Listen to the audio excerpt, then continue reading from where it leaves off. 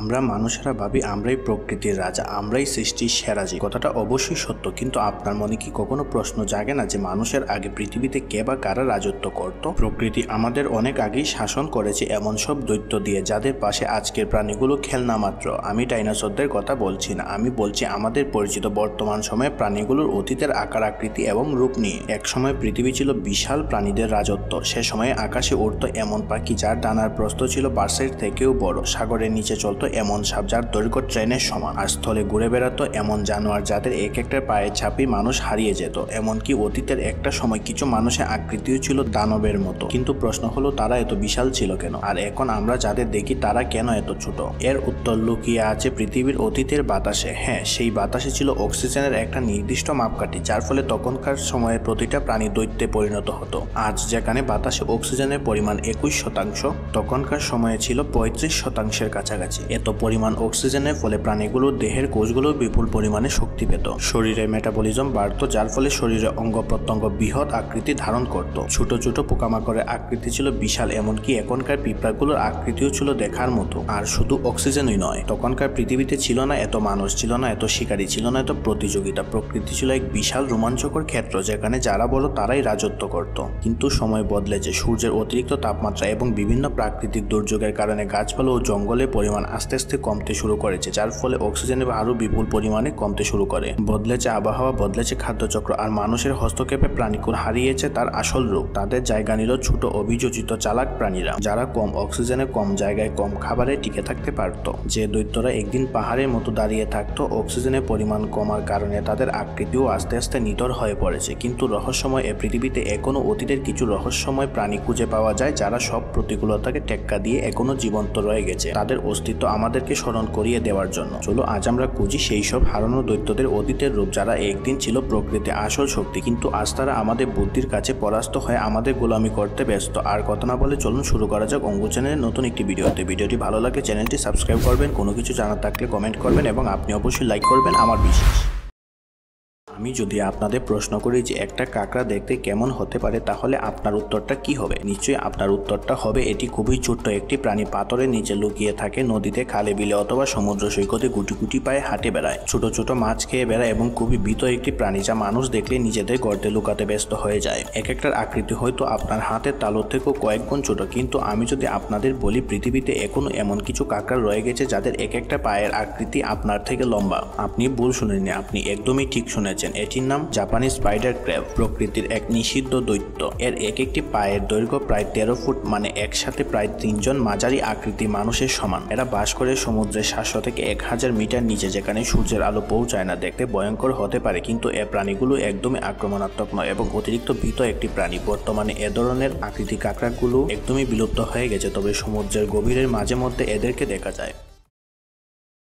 তারপর একটা ঘোড়ার সাথে আপনাদের পরিচয় করিয়ে দিই। ঘোড়া মানুষের সবচেয়ে বিশ্বস্ত সঙ্গী। এটিকে কুকুরের চেয়েও বেশি প্রাধান্য দেওয়া হয় এবং এটি একটি রাজকীয় প্রাণী বলে ধরা হয়। একটি ঘোড়া সাধারণত 4 থেকে 5 ফুট হয়ে থাকে। এটি খুবই তেজি এবং শক্তিশালী একটি প্রাণী, যা বিদ্যুতের গতিতে ছুটতে পারে। তাই এই প্রাণীগুলোর প্রশংসা সবার মুখে মুখে রটে আছে। সেই প্রাচীনকালে রাজা বাদশাদের সময় থেকে এখন আধুনিক যুগ পর্যন্ত ঘোড়ার প্রচলন চলে আসছিল, চলবেও। তবে কেমন হয় যদি সেই ঘোড়াটি হয় দানবীয় আকৃতির দৈত্যের মতো দেখতে? পরিচিত হন পৃথিবীর সবচেয়ে বড় এবং উঁচু গিনেস বুক অফ ওয়ার্ল্ড রেকর্ডের নাম করা ঘোড়া বিগ জ্যাক এর সাথে। আমেরিকায় নেভারাস্কায় 2001 সালে জন্মগ্রহণ করা বেলজিয়াম ড্রাফট প্রজাতির একটি ঘোড়া। বিগ জ্যাক ঈশ্বরের সৃষ্টির এক অপরূপ মহিমা, যার উচ্চতা 6 ফুট 10 ইঞ্চির থেকেও বেশি, যা একজন সাধারণ মানুষের থেকেও লম্বা। এটির ওজন ছিল প্রায় 1100 কেজি, যা একটি গাড়ির সমান। আকৃতিতে বিশাল হলেও বিগ জ্যাক ছিল নম্র, শান্ত এবং বন্ধুত্বপূর্ণ আচরণে একটি ঘোড়া। তবে এই প্রাণীটিকে তার মালিক জেরি গিলবার্ট বেশি দিন নিজের কাছে রাখতে পারেনি। 2021 সালে জুন মাসে পুরো পৃথিবী কাঁপানো এই ঘোড়াটি মাত্র 20 বছর বয়সে মৃত্যুবরণ করে। বিশ্বস্ত প্রাণী প্রসঙ্গে যেহেতু আছি, তাহলে একটি কুকুরের সাথে পরিচিত হয়ে যান। আপনাদের মধ্যে অনেকে হয়তো কুকুর ভালোবাসেন, হয়তো কারোর বাড়িতেও কুকুর পালন করে আসছেন। আবার অনেকে আছেন যারা কুকুর একদমই পছন্দ করে না। তবে আপনি রাস্তাঘাটে নিশ্চয়ই অনেক কুকুর দেখেছেন। বলুন তো আমাকে, একটি কুকুরটি কতটুকু বড় হতে পারে? আমার মনে হয় একটি কুকুর সাধারণত 1 থেকে 1.5 ফুট উচ্চতার হয়ে থাকে এবং ওজন হতে পারে 15 থেকে 20 কেজির আশেপাশে। কিন্তু এখন দেখছেন পৃথিবীর সবচেয়ে বড় দানবীয় কুকুর, যার নাম জিউস। ধারণা করা হয় এটি পৃথিবীর সবচেয়ে বড় কুকুর, যার উচ্চতা 4 ফুট বেশি। তবে পিছনের 2 পায়ের উপর ভর করে সোজা হয়ে দাঁড়ালে এর উচ্চতা 7 ফুট 5 ইঞ্চি থেকেও উপরে চলে যায়। এটি আমেরিকা মিশিগানে জন্ম নেওয়া গ্রেট ভ্যান প্রজাতির একটি কুকুর, যাকে মানুষ ছোটখাটো একটি ঘোড়া বলেও সম্বোধন করত। তবে সবচেয়ে আশ্চর্যের বিষয় হলো এত বিশাল দেহের মধ্যেও ছিল একটি কোমল মন। জিউস কখনো কাউকে আঘাত করেনি, বরং বাচ্চাদের সাথে খেলাধুলা করত, আদর চাইত। এক বিশাল শরীরের মধ্যে বাস করত এক অদ্ভুত সুন্দর হৃদয়। জিউসের নামও গিনেস ওয়ার্ল্ড রেকর্ড বুকে উঠে এবং সারা পৃথিবী খ্যাতি পায়।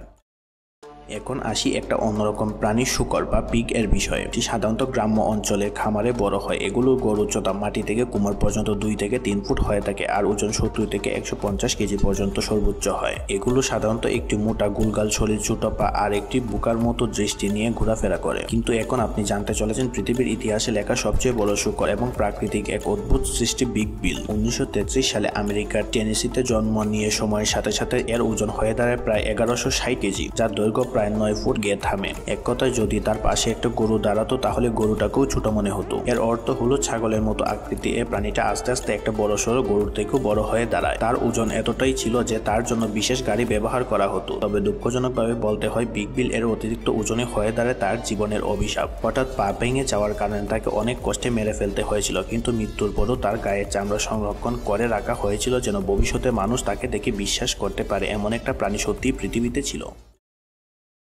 আপনি কি কখনো সমুদ্রে ঘুরতে গিয়েছেন? যদি যেয়ে থাকেন তাহলে আমি নিশ্চিতভাবে বলতে পারি আপনি লবস্টার দেখেছেন, হয়তোবা খেয়েছেন। বড় চিংড়ির মতো দেখতে লালচে রঙের ছোট ছোট চ্যাপ্টা হাতওয়াল একটি সামুদ্রিক মাছ, যাকে অনেকে মাছ ভাবতে অস্বীকার করেন এবং সামুদ্রিক পোকা বলে থাকেন। এদের গড় ওজন 1 থেকে 2 কেজির মতো আর দৈর্ঘ্য 25 থেকে 40 সেন্টিমিটার। এরা সাধারণত চুপচাপ পাথরের নিচে লুকিয়ে থাকে আর সুযোগ পেলেই শিকার করে যায়। কিন্তু প্রকৃতি সবসময় তার ক্ষমতা প্রকাশ করতে একটি ব্যতিক্রম তৈরি করে, আর এই ব্যতিক্রমটা এতটাই বড়, এতটাই অবিশ্বাস্য যে শুনলে মনে হবে এটি কোনো মুভি স্পেশাল ইফেক্ট। আমরা কথা বলছি ইতিহাসের পাতায় নাম লেখানো সেই কিংবদন্তি লবস্টার, যাকে ধরা হয়েছিল 2009 সালে আমেরিকার মেইনি উপকূলে। জর্জ ছিল একটি আমেরিকান লবস্টার যার ওজন ছিল 20 কেজির বেশি আর লম্বায় ছিল 3.5 ফুটের থেকেও বেশি। জেলেরা এর আগে কখনো এত বড় লবস্টার দেখেনি এবং বিজ্ঞানীরা পরে বিশ্লেষণ করে এই লবস্টারের বয়স প্রায় 140 বছর। জেলেরা জর্জকে প্রথম রেস্টুরেন্টে বিক্রি করার কথা চিন্তা করলেও city crab of sea food restaurant এর ম্যানেজার সিদ্ধান্ত নেন এমন একটা অমূল্য প্রাণীকে খেয়ে ফেলার চেয়ে বরং ইতিহাসে স্থান দেওয়া উচিত। তাই জর্জকে একটা লাইফ ট্যাঙ্কে রেখে আবার সাগরে ছেড়ে দেওয়া হয়, যেন সে ফিরে যেয়ে আবার নিজের জায়গা দখল করে নিতে পারে। এটা ছিল এক বিরাট সম্মান, যেটা সাধারণ লবস্টারদের ভাগ্যে জুটে না। আপনি যদি পুরো ভিডিওটা দেখে এই পর্যন্ত এসে থাকেন তাহলে আপনি নিশ্চয়ই একজন প্রাণী প্রেমী মানুষ। আমি আপনার প্রশংসা করে আপনাকে অনেক অনেক ধন্যবাদ। এই ভিডিওটি ছিল এক জানালার মতো, যেখানে আপনি দেখেছেন প্রকৃতির বিশালতা, তার রহস্য আর সেই সব প্রাণীদের যাদের আকার আজ অবিশ্বাস্য বলে মনে হলেও পুরোটা ছিল সত্য। এই ভিডিওতে কেবল এক একটি প্রাণীর তুলনা নয়, এটি ছিল সেই প্রশ্ন, আমরা মানুষ হয়েও কি প্রকৃতির মতো বিশাল হতে পেরেছি? এই একটি প্রশ্ন আমি আপনাদের কাছে রেখে গেলাম এবং আজকের মতো এখানেই শেষ করলাম। এছাড়াও ভিডিওটি কেমন হয়েছে আমাকে কমেন্ট বক্সে জানাতে একদমই ভুলবেন না। ভিডিওটি পছন্দ হলে একটা লাইক করে দেবেন এবং চ্যানেলটি সাবস্ক্রাইব করে রাখবেন যেন আমি আপনাদের সামনে এসব তথ্য তুলে দিতে পারি। আজকের মতো বিদায়, দেখা হবে অঙ্কুর চ্যানেলের নতুন একটি ভিডিওতে।